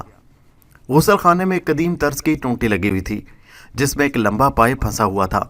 اگر اس پائپ کو کسی طرح توڑ دیا جائے تو یہ ٹونٹی میرے لیے آنکڑے کا کام دے سکتی ہے۔ دل میں خوف و دہشت کا شدید احساس تھا۔ میں جانتا تھا کہ اس پائپ میں خون بھرا ہوا ہے اور یہ خون اس ٹونٹی کے ذریعے نیچے آیا تھا، لیکن خوف اور دہشت کے آخری لمحات میں آدمی کسی قدر بے خوف ہو جاتا ہے۔ چنانچہ میں اس پائپ پر زور آزمائی کرنے لگا۔ کچھ دیر بعد میں اس پائپ کو توڑنے میں کامیاب ہو گیا۔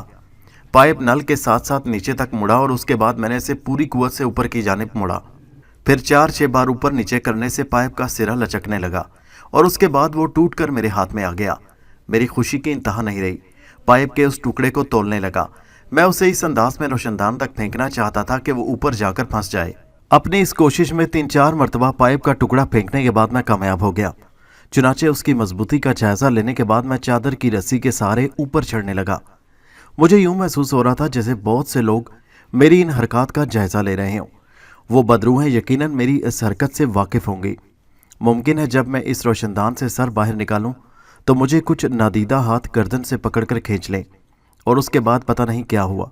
کوئی بات سمجھ میں نہیں آ رہی تھی۔ بہرحال میں کسی پھرتیلی بلی کی طرح اس رسی کے سہارے چڑھ کر روشن دان تک پہنچ گیا۔ روشن دان اتنا بڑا ضرور تھا کہ میں اس میں سے نکل کر باہر پہنچ سکتا تھا۔ اس شگاف تک پہنچنے میں میرا سانس بری طرح پھول گیا تھا۔ میں ایک لمحے کے لیے رکا اور پھر روشن دان سے میں نے سر ابھارا۔ مجھے روشن دان کے اوپر درخت کی ایک شاخ نظر آئی، مضبوط شاخ۔ اگر میں اس شاخ تک پہنچ جاؤں تو یقیناً درختوں کے جھنڈ کے ذریعے میں باہر نکل سکتا ہوں۔ میں یہی سوچ رہا تھا کہ یقیناً مجھے نیچے دروازے پر آہٹ محسوس ہوئی۔ میرے کانوں نے یہ آہٹ محسوس کر لی، پھر دروازہ کھلنے کی آواز کے ساتھ مجھے ایک چیخ سنائی دی، ایک دلخراش چیخ، بڑی وحشیانہ چیخ تھی۔ یہ سمجھ میں نہیں آتا کہ کس کی آواز ہے، لیکن میرا پورا بدن سرد ہو رہا تھا۔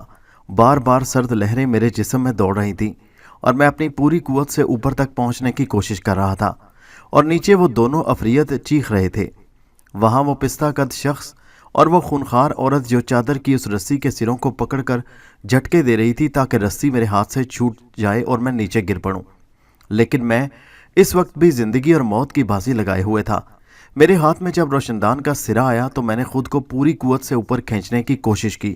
میرے دونوں ہاتھ مضبوطی سے روشن دان کے اوپری حصے پر جم گئے اور میں ان کے ذریعے اپنے بدن کو اوپر اٹھانے لگا۔ بڑا مشکل تھا۔ ایک بار میں نے پوری قوت سے اپنے بدن کو اوپر اٹھایا اور اس شاخ کو پکڑنے کی کوشش کی۔ یہ میری خوش قسمتی تھی کہ شاخ میرے ہاتھ میں آ گئی۔ دوسرے لمحے میں اس شاخ کو پکڑ کر اوپر پہنچ گیا۔ درخت پہ یہ شاخ دور تک چلی گئی تھی اور ایک درخت پر جا کر ختم ہو گئی۔ میں اسے پکڑے پکڑے آگے بڑھنے لگا۔ شاخ زیادہ مضبوط نہیں تھی، کسی بھی لمحے وہ ٹوٹ سکتی تھی، لیکن اس وقت زندگی اور موت کا مسئلہ تھا اور مجھے اپنی تمام تر مہارت سے کام لینا تھا۔ حالانکہ سچی بات تو یہ تھی کہ اس وقت ان کوششوں میں میری مہارت شامل نہیں تھی۔ زندگی بچانے کا خوف میرے اعصاب کو متحرک کیے ہوئے تھا۔ میں دوسرے درخت پر پہنچا اور وہاں سے تیسرے درخت پر، اور اس کے بعد میں نے اپنے آپ کو پیڑوں کے اس جھنڈ میں پایا جو اس عمارت کے باہر تھا۔ میں اس سے نیچے کود گیا۔ مجھے یوں محسوس ہو رہا تھا جیسے چاروں طرف سے نادیدہ روحیں مجھے پکڑنے کے لیے دوڑ رہی ہوں۔ میرے اعصاب قابو میں نہیں تھے، لیکن بس نہ جانے کون سی پوشیدہ قوت تھی جو کام کر رہی تھی۔ میں وہاں سے تیزی سے دوڑ پڑا اور بے تحاشا دوڑتا ہوا اس پگڈنڈی پر آ نکلا جہاں سے میں نے اس منحوس مکان کا رخ کیا تھا۔ یہ میری زندگی کا دوسرا خوفناک واقعہ تھا۔ دل اس شدت سے دھڑک رہا تھا جیسے پسلیوں کے حصار سے نکل آئے گا۔ نہ جانے میں کتنی دیر تک دوڑتا رہا تھا۔ یہ بھی اندازہ ہو گیا تھا کہ وقت بالکل آگے نہیں بڑھا ہے۔ دھوپ کی شدت اتنی ہی تیز تھی۔ بائیں سمت درختوں کے جھنڈ نظر آئے تو قدم خود بخود اس طرف اٹھ گئے۔ اس وقت درختوں کی چھاؤں زندگی کا پیغام دے رہی تھی۔ بے اختیار دوڑتا ہوا انہی درختوں میں داخل ہو گیا اور ابھی چند قدم آگے ہی بڑھا تھا کہ کسی کی آواز سنائی دی، اس طرف، ادھر آ جا۔ ایک بار پھر میرے پورے بدن میں خوف کی سرد لہر دوڑ گئی۔ میں نے سہمی ہوئی نگاہوں سے اس آواز کی جانب دیکھا۔ ایک لمحے تک تو آنکھوں میں دھندلاہٹ قائم رہی اور جو شکل میرے سامنے تھی وہ صحیح طور پر نگاہوں میں واضح نہیں ہو سکی، لیکن رفتہ رفتہ یہ دھندلاہٹ چھٹ گئی تو میں نے سوکھے دبلے پتلے پروفیسر کو دیکھا جو مجھے اپنی طرف آنے کا اشارہ کر رہا تھا اور ایک گھنی چھاؤں والے درخت کے نیچے پتھر پہ شہنشاہوں کی طرح بیٹھا ہوا تھا۔ کافی دیر تک تو یہ یقین کرنے میں ہی لگ گئے کہ یہ پروفیسر ہے بھی یا نہیں، لیکن وہی تھا۔ میں آہستہ آہستہ چلتا ہوا اس کے قریب پہنچ گیا اور پروفیسر مجھے مسخرے پن سے دیکھنے لگا اور بولا، گڈ گڈ، اس کا مطلب یہ ہے کہ پہلا وزٹ کر لیا۔ میرے منہ سے کوئی جواب نہیں نکل سکا۔ سب سے بڑی بات تو یہ کہ پروفیسر نے میرے اوپر احسان کیا تھا، یعنی مجھے جیل سے نکال لیا تھا۔ دوسری بات یہ لازمی تھی کہ وہ زبردست پراسرار شخصیت کا مالک تھا۔ اب کیا تھا یہ تو بعد میں ہی معلوم ہوتا، لیکن بہرحال شخصیت خطرناک تھی۔ میں نے کوئی جواب نہیں دیا تو وہ اٹھتا ہوا بولا، آؤ چلتے ہیں یہاں سے، تمہاری حالت کافی خراب معلوم ہوتی ہے۔ میں خاموشی سے اس کے ساتھ چل پڑا۔ بھلا اس میں شک بھی کیا تھا کہ میری حالت کافی خراب تھی۔ دل چاہ رہا تھا کہ زمین پر ہی لیٹوں اور آنکھیں بند کر لوں۔ بدن بے جان ہو رہا تھا۔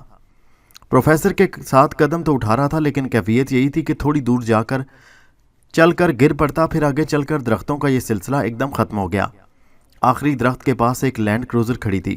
میرے خواب و خیال میں بھی نہیں تھا کہ یہ گندے لباس والا گھٹیا سا آدمی اس لینڈ کروزر کے پاس جائے گا۔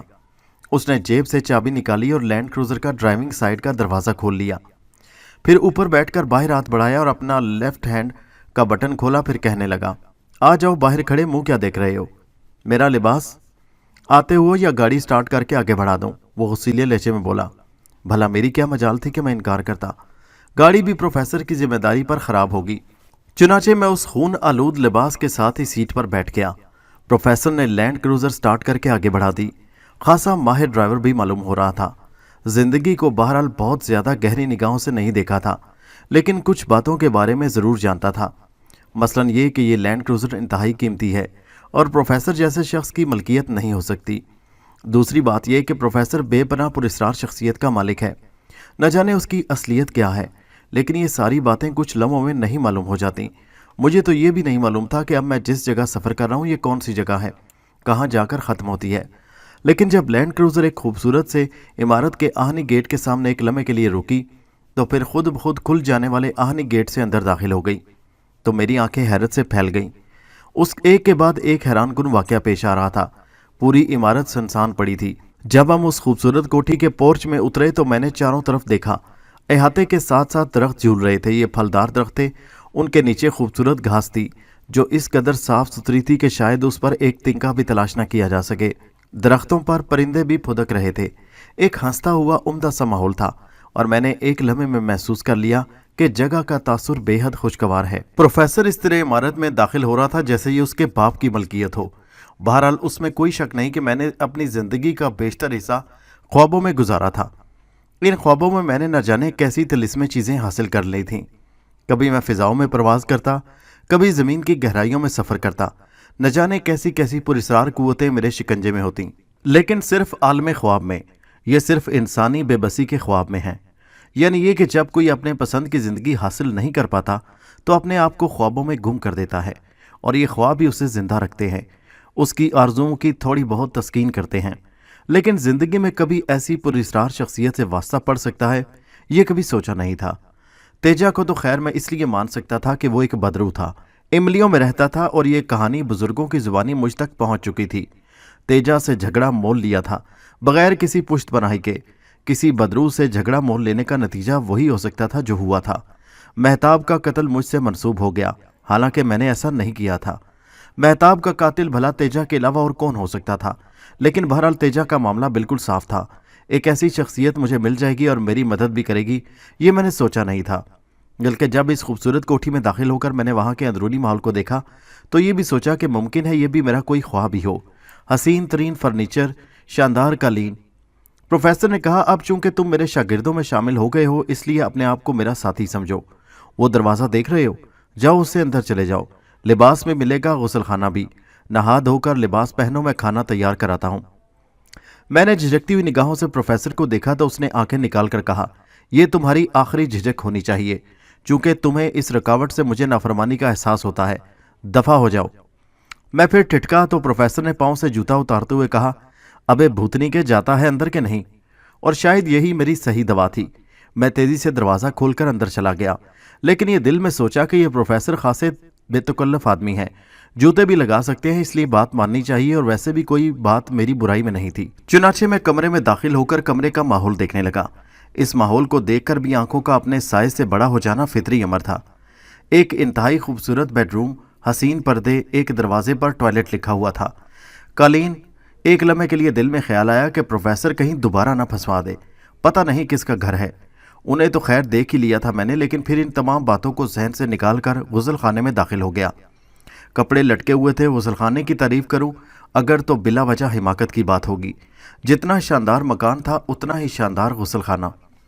एक बड़े से हाल कमरे के बराबर न जाने कैसी कैसी चीज़ों से आराज था।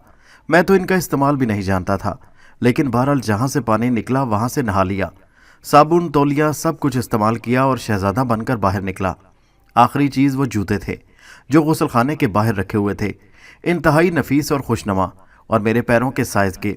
मैंने दिल ही दिल में कहा, वाह बेटे फरीदुल्लाह, अगर ये ख्वाब देख रहे हो तो आज तक तुम्हारे पास बाप ने भी इससे अच्छा ख्वाब नहीं देखा होगा। चलो ठीक है, कम से कम अपनी पसंद का ये हसीन ख्वाब जहन में खुशगवार कैफियत तो पैदा करता है। कमरे से बाहर निकल आया तो एक दरवाजे से आई आवाज़, बिला तकल्लुफ शुरू हो जाओ। चीज़ें ऐसी थी कि बिला तकल्लुफ शुरू होने के सिवा और कुछ किया नहीं जा सकता था। चुनाचे बिला तकल्लुफ शुरू हो गया। प्रोफेसर खुद भी मेरा साथ दे रहा था, मगर मेरी गर्दन कहाँ उठने वाली थी। हाँ, ये कहा जा सकता है कि जब ये तमाम लजीज अशिया गर्दन से ऊपर तक पहुंची तो गर्दन खुद ब खुद ऊंची हो गई। प्रोफेसर खा चुका और मुझे खाते देख रहा था। क्या ऑक्सीजन मास्क चाहिए? नहीं नहीं, मैंने घबराई आवाज़ में कहा। मेरा ख्याल है थोड़ी देर के बाद ज़रूरत पड़ जाएगी, क्योंकि खाना हलक के आखिरी हिस्से तक पहुंच चुका है। सांस तो कम से कम बंद हो ही जाएगा। ठहरो, मैं ज़रा हेरत और लारा को बुलाता हूँ। अभी तक मैंने इस इमारत में किसी को नहीं देखा था। वैसे देखा ही क्या था, बस हैरतों के पहाड़ टूट रहे थे मुझ पर। मेरे सामने प्रोफेसर ने किसी को नहीं बुलाया था। लेकिन कुछ लम्हों बाद दरवाज़ा खुला और जो शख्सियत अंदर दाखिल हुई उसे देखकर दर हकीकत खाया पिया मुंह से बाहर आने लगा। ये वही औरत थी जिसे मैंने उस पुरस्रार मकान में देखा था। वो इस तरह मुस्कुराती हुई अंदर दाखिल हुई थी और उसके पीछे वही بے نقش کا مرد پستہ قد دونوں ایسی انداز میں چل رہے تھے جیسے روبوٹ ہوں۔ میری سانسیں تیز ہو گئیں۔ دونوں کچھ فاصلے پر آ کر کھڑے ہو گئے تو پروفیسر نے کہا، فرید اللہ۔ میں نے شاید اس آواز کا جواب دیا، لیکن خود میرے کانوں کو اپنی آواز ایسی لگی جیسے کسی بطخ نے منہ سے کیں کی آواز نکالی ہو۔ پروفیسر بولا، کھانا ہضم ہوا؟ میں گلوگیر لہجے میں کچھ غوں غاں کرنے لگا۔ تمہیں پراسرار علوم جاننے کا شوق ہے، اسی شوق میں تم نے ایک بدرو کو اپنا دشمن بنا لیا۔ وہ بدرو اب تمہیں کوئی نقصان نہیں پہنچا سکتی، یہ میرا وعدہ ہے، کیونکہ اب تم میرے ساتھی ہو۔ کہیں پراسرار علوم کی اصلیت اور بری روحوں سے نجات حاصل کرنے کے طریقے سیکھنے کے لیے تمہیں باقاعدہ ایسے حالات سے گزرنا ہوگا۔ یہ کون ہے؟ میں نے خوفناک شکلوں کی طرف اشارہ کر کے کہا۔ ہیٹ اور لارا میرے غلام ہیں، کرسچن ہیں، میں نے ایک کرسچن قبرستان سے کھود کر نکالے تھے، اب میرے ساتھ ہوتے ہیں، انہیں ذہن میں رکھ لو، تمہارے ساتھ رہیں گے۔ مجھے کیا کرنا ہوگا؟ میں نے پوچھا۔ جو کرنا چاہتے ہو، میں تمہیں ایک ایسی ہستی کے پاس روانہ کرتا ہوں جو تمہارے تجربات میں بہترین اضافہ کرے گی۔ وہ کون ہے؟ پروفیسر نے جواب دیا، شیوانی۔ بعد میں مجھے شیوانی کے بارے میں تفصیلات معلوم ہوئی۔ وہ رنگ نگر کی رانی تھی، رنگ نگر کے جاگیردار کرم سنگھ بازا کی دھرم پتنی شیوانی۔ میرا تعارف رشید سے کرایا گیا، جو ایک بڑی کمپنی کا سیلز مین تھا اور شیوانی کے پاس ہمیں ساڑیاں لے کر جانا تھا۔ رشید ایک دلچسپ انسان تھا۔ اس نوجوان نے مجھے شیوانی کے بارے میں بتایا۔ دیکھا تو میں نے بھی نہیں، مگر سنا ہے کہ بہت خوبصورت ہے۔ رنگ نگر میں ہم شیوانی کے پاس پہنچ گئے۔ واقعی راجا کا محل ہی تھا یہ شاندار خانہ۔ ہمیں مہمان خانے میں ٹھہرایا گیا۔ سامنے ہی وسیع و عریض باغ تھا۔ نہ جانے کیوں رات کو یہ باغ مجھے خوفناک محسوس ہوا، اور میرا خوف درست تھا، کیونکہ یہ سایہ سامنے لگے املی کے درخت سے نیچے اترا اور اسی طرف بڑھ گیا تھا۔ میں پلنگ پر پاؤں لٹکائے بیٹھا اسے دیکھ رہا تھا۔ کمرے میں اندھیرا تھا، جبکہ باہر مدھم روشنی پھیلی ہوئی تھی۔ باہر سے آنے والے کو یقیناً اس تاریک کمرے میں کچھ نظر نہیں آ رہا ہوگا، لیکن وہ کون ہے؟ کوئی چور ہے یا کچھ اور؟ کچھ اور کا خیال مجھے اس لیے آیا کہ وہ میرے سامنے املی کے درخت سے نیچے اترا تھا۔ دل چاہا کہ رشید کو جگا دوں، مگر ایسا نہ کر سکا۔ رشید کرے گا بھی کیا سوائے شور مچانے کے؟ سایہ کھڑکی کے راستے اندر آ گیا۔ میں سانس روکے اسے دیکھ رہا تھا۔ کچھ لمحوں کے بعد مجھے احساس ہوا کہ وہ کوئی عورت ہے، اور در حقیقت اسے کچھ نظر نہیں آ رہا تھا۔ وہ دونوں ہاتھ پھیلائے آگے بڑھ رہی تھی، اور اس سے پہلے کہ میں اس کے بارے میں کوئی فیصلہ کرتا، وہ بیڈ یا شیشہ کے پلنٹ سے ٹکرائی اور اس پر ڈھیر ہو گئی۔ ٹوٹ گیا، بچاؤ بچاؤ! رشید چیخا اور اس کے ساتھ ہی سایہ بھی چیخ پڑا۔ نسوانی چیخ کے ساتھ ہی آوازیں بھی ابھری، نہیں، بھگوان کے لیے نہیں! اس بار رشید کی آواز سنبھلی ہوئی تھی، چھوڑ دو مجھے، چھوڑ دو، تمہیں بھگوان کا واسطہ! رشید گھگیا کر بولا، کون ہو تم؟ اس وقت میں نے اپنی جگہ سے اٹھ کر روشنی جلا دی۔ غالباً 25 واٹ کا نہایت دھندلا اور پرانا بلب یہاں لگا ہوا تھا، جس کی مدھم روشنی نہایت بدنما تھی۔ رشید نے لڑکی کو چھوڑ دیا اور لڑکی اندھوں کی طرح دوڑی۔ اس بار وہ مجھ سے ٹکراتی بچی۔ اس نے مجھے دیکھ بھی لیا تھا اور اس کا چہرہ مزید دہشت زدہ تھا۔ اس نے دونوں ہاتھ جوڑے اور اندھی آواز میں بولی، بھگوان کے لیے مجھے چھوڑ دو، تمہیں دعائیں دوں گی۔ میں نے لڑکی کو بغور دیکھا، چیتڑے جھول رہے تھے اس کے بدن پر، سفید لباس جگہ جگہ سے پھٹا ہوا تھا، بڑی بڑی آنکھیں خوف میں ڈوبی، بال گھنے اور سیاہ مگر بری طرح الجھے۔ عمر 20-22 سے زیادہ نہیں ہوگی۔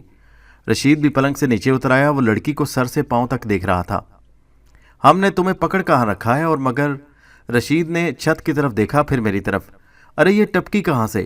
رشید کے لہجے میں تمسخر تھا۔ مجھے یہ بہرحمی محسوس ہوئی۔ میں نے نرم لہجے میں کہا، تم اگر جانا چاہو تو جا سکتی ہو، جس کھڑکی سے تم آئی ہو، دل چاہے تو اس سے، ورنہ یہ دروازہ سامنے ہے۔ تم یہاں رہتے ہو؟ ہاں۔ مجھے کچھ کھانے کو دو گے؟ کوئی بھی چیز، میں 2 دن سے بھوکی ہوں، پیاسی بھی ہوں، کوئی بھی چیز دے دو، چاہے وہ اتنی سی ہو۔ سوکھی روٹی کا ٹکڑا بھی دو گے تو کھا لوں گی، بس اتنا سا، اس نے عاجزی سے کہا۔ کچھ انتظام کرو رشید۔ ہاں ابھی لو، رشید نے کہا اور تیزی سے دروازے کی طرف بڑھ گیا۔ لڑکی نے خوف بھری نظروں سے دروازے کو دیکھا، پھر ہونٹوں پر خشک زبان پھیر کر بولی، وہ کسی کو بتائے گا تو نہیں؟ وہ انہیں خبر تو نہیں کرے گا؟ کسے؟ ارے انہیں، وہ سب کنتھاریا کے داس ہیں۔ کنتھاریا؟ مجھے بھی وہ میرے خون سے نہائے گی، پہلے میری گردن کاٹ دے گی، پھر اسے اوپر لٹکا دے گی۔ اس طرح میرے شریر کو بھی میرا خون اس پر گرے گا اور وہ منتر پڑتی جائے گی۔ وہ رونے لگی اور اس کا بدن تھر تھر کانپنے لگا۔ سنو، وہ کسی کو کچھ نہیں بتائے گا، وہ میرا دوست ہے، بس تمہارے لیے کچھ کھانے کو لائے گا اور کسی کو نہیں بتائے گا۔ 2 دن ہو گئے ہیں، پورے 2 دن۔ پہلے میں ایک سوکھے نالے میں بھی رہی، وہاں کچھ لوگ نظر آئے تو بھاگ کر یہاں آ گئی، املی کے پیڑ پر چڑھ گئی، مگر میں نے انہیں دیکھا ہے، वो मुझे ढूंढते फिर रहे हैं, बड़ी भूखी हूं मैं। मैंने सोचा इस घर में रुसवाई होगी, कुछ खाने को मिल जाए तो। उसने सहमी हुई नज़रों से दरवाजे की तरफ देखा। कौन है, मैंने पूछा। मुझे क्या मालूम, पूछे जा रहे हो, मुझसे बोला नहीं जा रहा, उसने झिल्ला कर कहा। बड़ी प्यारी लगी वो इस अंदाज में। मैं खामोश हो गया। वो बड़ा तरस आ रहा था उस पर, मगर उसकी कहानी बड़ी अजीब थी। दरवाजे पर आहट हुई तो वो चौंक पड़ी। उसने खुली खिड़की की तरफ देखा, फिर दरवाजे की तरफ, फिर दहशत ज़दा निगाहों से मुझे। मगर आने वाला रशीद था। उसके हाथ में पत्तों से बने हुए दोने थे, जिनमें से एक में पूरियां और कुछ लड्डू रखे हुए थे, दूसरे में तरकारी थी और पूरियां। बस 3 हैं, थोड़े से लड्डू खा लेना, काम चल जाएगा, रशीद ने चीज़ें आगे बढ़ाते हुए कहा। और उसने भी भूखों की तरह उन्हें झपट लिया। फिर वहीं ज़मीन पर बैठ गई। पानी नहीं मिला, उसने पूछा। वो भी आ जाएगा, तुम ये तो खाओ, भगवान तुम्हें सुखी रखे, भगवान करे तुम कभी भूखे ना मरो। वो पूरियां टटोलने लगी। बहुत खूबसूरत लड़की थी, मगर बड़ी नाकदरी की शिकार। जो कुछ उसने बताया था वो किसी को मालूम नहीं, मगर मैं इस कहानी में उलझा हुआ था और रशीद उसे मुसलसल घूर रहा था। उसने एक सालम पूरी मुंह में ठोंस ली, दूसरे हाथ में दबा रखी थी दूसरी। साथ साथ वो बोलती जा रही थी, बस उनका खतरा है, वो मुझे जगह जगह खोजते फिर रहे हैं। वो तो मैं बहुत तेज़ दौड़ती हूँ, वरना उनके हाथ आ जाती, वो कहने लगी। भगवान करे। अचानक दरवाजे का पट जोर से खुला और वो दहशत से चीख पड़ी। उसके साथ ही बिजली सी कूद गई। ऐसी नपी तुली छलांग लगाई उसने कि सीधी खिड़की से बाहर जाकर गिरी। इस तरह दरवाज़ा खुलने से हम दोनों भी उछल पड़े और हमारी गर्दनें दरवाजे की तरफ घूम गईं। हमारा मुलाजिम धर्मा पानी का बर्तन संभाले अंदर घुस आया और अहमकों की तरह मुंह खोलकर हमें देखने लगा। फिर मैंने और रशीद ने बैक वक्त खिड़की की तरफ दौड़ लगाई और बाहर झांकने लगे, लेकिन बाहर बेकरार सन्नाटा फैला हुआ था, उसका नामो निशान भी नहीं था। मेरे साथ वो भी खिड़की से बाहर आ गया और हम उसे तलाश करने लगे। मैंने चीख कर कहा, तुम्हें कोई खतरा नहीं है, वो हमारा साथी है जो तुम्हारे लिए पानी लाया है। अगर तुम दरख्त पर चढ़ गई हो तो वापस आ जाओ, हम तुम्हारी हिफाजत करेंगे। आधे एक घंटे तक हम झक मारते रहे और मुलाजिम धर्मा हमें खिड़की में खड़ा झांकता रहा, लेकिन उस लड़की का कोई नामो निशान नहीं मिला। मेरे जहन में शदीद झिल्लाहट पैदा हो गई। गुस्से के मारे मैं आलम में खिड़की के अंदर दाखिल हो गया। तुम इंसान हो या गधे, मैंने मुलाजिम धर्मा से कहा। पता नहीं, वो बुखलाकर बोला। यूं बैल की तरह टक्कर मारकर अंदर आते हैं क्या? अरे नहीं जी, पागल अहमक गधा, रशीद भी गुराया। अब मैं क्या करूं जी? धर्मा बोला। दफा हो जाओ यहां से। उसने कहा, पानी छोड़ जाऊं? मैं कहता हूं दफा हो जाओ, रशीद पांव पटक कर बोला और धर्मा फुर्ती से बाहर निकल गया। बहुत बुरा हुआ यार, वो सब कुछ ऐसे ही छोड़ गई। क्या हसीन लड़की थी, न जाने क्यों इतनी खौफजदा थी और किससे खौफजदा थी। मैं गहरी सांस लेकर पलंग पर आ बैठा। सख्त जहनी अजियत का शिकार हो गया था। कुछ बताया था उसने? रशीद ने पूछा। कोई ख़ास बात नहीं, बस खौफजदा थी, कह रही थी कि कुछ लोग उसकी तलाश में हैं। अफसोस वो बेचारी कुछ खा भी न सकी। गलती मुझसे हुई, खाने के लिए धर्मा को जगाना पड़ा। ये खाना उसके पास बचा हुआ रखा था। मैंने उससे पानी लाने को कहा और खाना लेकर आ गया। मेरे दोनों हाथ भरे हुए थे, इसलिए उससे कह दिया, मगर वो थी कौन? मुझे नहीं मालूम यार वो कौन थी। रशीद खुद ही मुझसे बेतकल्लुफ़ हो रहा था। मैंने कभी भी उससे ज़्यादा बेतकल्लुफ़ी का मुजाहरा नहीं किया था। यहाँ तक कि जब वो कोठे पर गया था तब भी मैं उसके साथ जाना नहीं चाहता था। मैंने लड़की के बारे में उससे ज़्यादा गुफ्तगू नहीं की। वो अपने पलंग पर लेटा हुआ बोला, ये खिड़की भी बंद नहीं की जा सकती, क्या तुम्हें नींद आ जाएगी? यार सोना तो है ना, वरना सुबह को तबीयत ख़राब होगी, मैंने जवाब दिया। खैर, जो चीज़ तकदीर में नहीं होती, इंसान कितनी ही कोशिश करे। वो जुमला अधूरा छोड़कर करवट बदल कर लेट गया।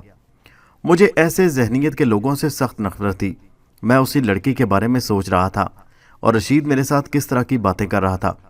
उस लड़की के अल्फाज मेरे जहन में गूंजने लगे। उसने कहा था, कथारिया, खून का गुस्ल। ये सारी बातें बेमकसद नहीं थी। उसे कैद में रखा गया था। यकीनी तौर पर उसने कोई ऐसा मंजर देखा होगा जिसकी बिना पर उसके जहन में ऐसा तासुर पैदा हुआ। न जाने बेचारी कौन थी। बेचैनी से करवटें बदलता रहा और बिलाखिर नींद आ गई। दूसरी सुबह खूब देर तक सोया, जागा तो नजर नहीं आया। खिड़की पर निगाह पड़ी, इमली के दरख्तों को देखा। रात का सारा मंजर निगाहों में आ गया। हड़बड़ाकर उठा और खिड़की के पास पहुंच गया। ज़मीन खिड़की से ज़्यादा नीचे नहीं थी। लड़की का ख्याल मुसलसल दिल में आ रहा था कि बस खौफजदा होकर वो दोबारा किसी इमली के दरख्त पर नहीं बैठी। जायज़ा लेने में कोई हर्ज नहीं था। मैं नीचे उतरा कि इमली के दरख्त के पास पहुंच गया जिससे मैंने उसे उतरते हुए देखा था। कुछ ज़मीन पर कदमों के निशानात बने हुए थे। वो नंगे पाँव ही थी और उसके पैरों के निशानात साफ दिखाई दे रहे थे। अगर वो कोई धोखा होती, कोई बुरी रूह, तो यहाँ कदमों के निशान ना मिलते। मैं इन निशानात को खोजने लगा। निशानात दरख्त से खिड़की तक आए और उसके बाद वो वापस खिड़की से लौटी थी। मैं निशानात का जायजा लेता आगे बढ़ता रहा। इमली के बहुत सारे दरख्त मौजूद थे जिनकी शाखें एक दूसरे से जुड़ी हुई थी। मैं भरपूर निगाहों से उन शाखों के दरमियान झांकने लगा। एक दरख्त के नीचे पहुंचा, आवाजें भी देता रहा, फिर एक लंबा चक्कर काटकर वापस आया। मुझे इस सिलसिले में मुकम्मल तौर पर मायूसी हुई थी। अभी वापस खिड़की के नज़दीक नहीं पहुंचा था कि रशीद की आवाज़ सुनाई दी, लो तुम भी वही कर रहे हो जो मैं 2 घंटे तक कर चुका हूं। नहीं भाई, अब वो इमली के किसी दरख्त पर नहीं है, इस इमारत से भाग चुकी है। मैंने किसी कदर शर्मिंदा से अंदाज में रशीद की सूरत देखी और गर्दन झटक कर बोला। बहरहाल मैं उसके लिए गमज़दा हूँ। गमज़दा तो हम भी हैं प्यारे भाई, मगर अब क्या किया जाए। आओ अंदर, नाश्ता ठंडा हो रहा है। बिल्कुल, मैंने भी इखलाकन तुम्हारी वजह से नाश्ता नहीं किया, बहुत देर से नाश्ता रखा है। हम खिड़की के ज़रिए दोनों अंदर आ गए और फिर रशीद ने नाश्ते की ट्रे उठाकर आगे रख ली। चाय वगैरह भी मौजूद थी जो अब इतनी गर्म नहीं रही थी, लेकिन हमने ठंडी चाय ही पी ली। मैंने चौंक कर रशीद से शिवानी के बारे में पूछा तो रशीद ने बताया कि महल जा चुका है, वो सारी बातें करके ही वापस आया है। रंगनगर कैसी जगह है, मैंने सवाल किया। बस बड़ा शहर नहीं है, फिर भी अच्छी खासी आबादी है। ज़रा इन मामलात से निमट लें, 1-2 दिन में घूमेंगे। महारानी शिवानी से मुलाकात के बाद ही फुर्सत हो सकेगी। जादू टोनों के बारे में आपका क्या ख्याल है, मैंने पूछा।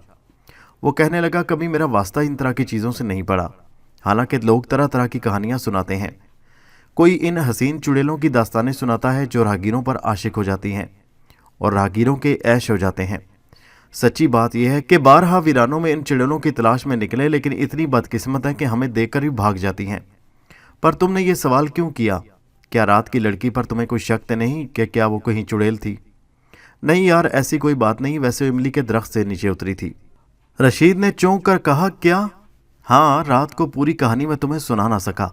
मेरी आंख खुल गई थी। पलंग पर पांव लटकाए बैठा था कि मैंने उसे इमली के दरख्त से नीचे उतरते हुए देखा और उसके बाद वो हमारी खिड़की से अंदर आ गई। रशीद हंसकर बोला, मुझे डरा रहे हो? अरे नहीं, ऐसी कोई बात नहीं। अच्छा तो फिर कसम खाओ, क्या वो चुड़ैल थी? रशीद ने खौफ से कहा। अरे नहीं रशीद साहब, चुड़ैल तो बिल्कुल नहीं थी वो।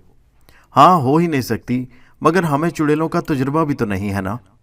अबे निकलो यार यहाँ से, तुमने तो दहशत ज़दा कर दिया। वैसे ये घर हमें भूत घर मालूम होता है, टूटा फूटा। किस खौफ का शिकार कर दिया, आओ बाहर बैठे। मुझे हंसी आ गई तो मैंने कहा, और अगर ये भूत साजो सामान उठाकर ले गए तो मुसीबत नहीं हो जाएगी? भाई मैं सच बता रहा हूँ, अब मुझे इस वीरान जगह से डर लगने लगा है और मुझे ज़्यादा खौफजदा ना करो तुम। अगर वो रात को हमारे कमरे में रह जाती तो फिर मुझे क्या मालूम कि वो भूतनी है कमबख्त। सुना है भूतनियाँ और चुड़ैलें ऐसे ही दरख्तों पर बसेरा करती हैं। अरे बाप रे, मैं तो तुमसे पहले उसे इमली के दरख्तों पर तलाश करता फिरा हूँ, ये सोच कर के कहीं वो शाख पर ही ना सो रही हो। पता नहीं किससे खौफजदा थी। कोई बात नहीं हुई तुमसे? नहीं, कोई ख़ास बात नहीं। भूखी थी बेचारी। मैंने बातें करने की कोशिश की तो झिल्ला गई। कहने लगी कि भूखी हो और मुझसे बोला नहीं जा रहा और तुम सवाल पर सवाल करते जा रहे हो। तो फिर चुड़ैल नहीं होगी उस्ताद वो। भला उन भूत प्रेतों को खाने पीने से क्या दिलचस्पी होगी? और अगर हो भी, उनके लिए क्या मुश्किल है, जहाँ से चाहे दिल चाहे हासिल कर लें। हाँ, पता नहीं ये कम वक्त कब वापस आएगा। आओ कम से कम दरवाजे पर तो बैठते हैं।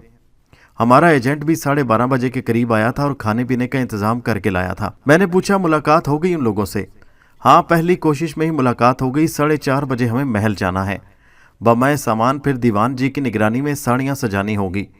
फिर शाम को 6:30 बजे इनका जायज़ा लेंगी और अपनी पसंद का इजहार करेंगी। चलो ठीक है, इसका मतलब है कि आज ही काम हो जाएगा। मैंने कहा, जी भाई आनंद नाथ जी, इस घर के अलावा और कोई जगह नहीं हमारे ठहरने के लिए। अगर फिर भी इस घर में ठहरना पड़ा तो कम से कम मैं तो नहीं रुकने का, वापस चला जाऊंगा। रशीद ने कहा। 4:30 बजे हम महल पहुंच गए। महल की शानो शौकत ही अलग थी। हवेली में मुलाजमों की जैसे पूरी फौज थी। हमें फ़ौरन खुश आमदीद कहा गया। मुलाजमीन ने हमारा सामान उठाया और उसके बाद खूबसूरत हाल में पहुंचा दिया गया।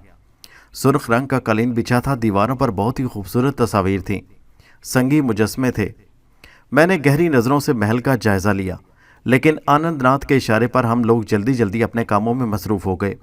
महल के बड़े लोग अभी हमारे पास नहीं आए थे, लेकिन उस वक्त जब हम साड़ियों को बड़े खूबसूरत अंदाज में सजा रहे थे, दरवाज़ा खुला और कुछ अफराद अंदर आ गए। रशीद ने उन्हें देखकर गर्दन खम करके ताज़ीम दी, जबकि मैं अपने काम में मसरूफ़ रहा। कुछ देर बाद वो कहने लगे, हजूर हम आपके हुक्म के मुताबिक वक्त पर पहुंच गए हैं। मैंने महारानी से बात कर ली है, बस शाम को 6:30 बजे पहुंच जाएंगी। मैंने उस आवाज़ को सुनकर गर्दन घुमाई और इत्तफाक से उस वक्त आने वाले ने मेरी तरफ देखा। कोई बड़ी शख्सियत ही था, बिल्कुल काली रंगत, इतना काला कि शायद अंधेरे में नज़र भी ना आए। उसका चेहरा कुछ अजीब सा लग रहा था। वो बड़ी अजीब सी नज़रों से मेरा जायज़ा लेने लगा।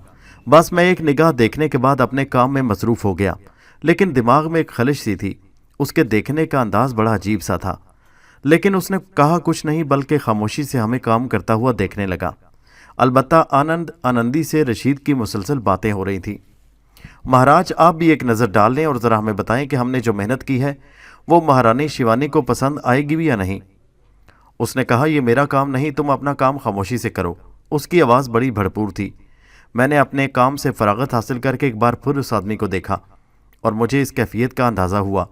उसकी आंखों में शक के से तासुरात थे। वैसे काला रंग होने के बावजूद उसे भयानक शक्ल का नहीं कहा जा सकता, लेकिन न जाने क्यों मुझे अजीब सा लगा। जब हमने काम ख़त्म कर लिया तो कहने लगा, अब तुम बाहर जाकर आराम से बैठो, अभी कुछ काम बाकी है। आपका जो हुक्म महाराज, जैसा आप कहेंगे वैसा करेंगे। आनंद नाथ ने कहा, तो फिर आ जाओ बाहर, मैं यहाँ ताला लगवाए देता हूँ, तुम बैठो, खाओ पियो और उसके बाद ठीक 6:30 बजे महारानी शिवानी यहाँ पहुँच जाएंगी। दोस्तों ये कहानी जारी है। इसका अगला हिस्सा नेक्स्ट वीडियो में मुलाहिजा कीजिए और हमारे चैनल को सब्सक्राइब कीजिए। शुक्रिया।